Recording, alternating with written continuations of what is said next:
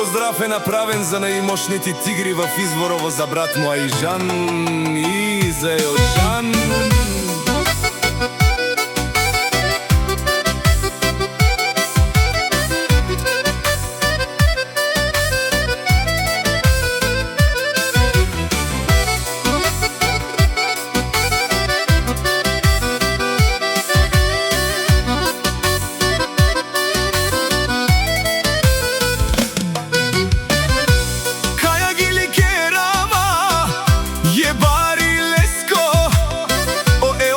Pevijem leske, pralengue o Aјжан.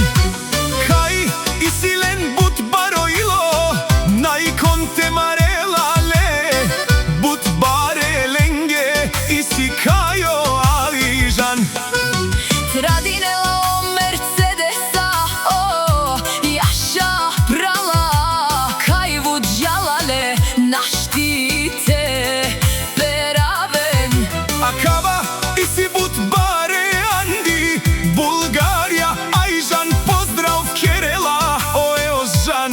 Aјžan, kaj silen, but baro dumo leskere, pralen sa Јоджан len našti maren len, ola isi but silnija jem. Leskoro benve o Јоджан, kaj tradinela o baro benve Ando Изворово jaša. Aјžan, Јоджан тумен.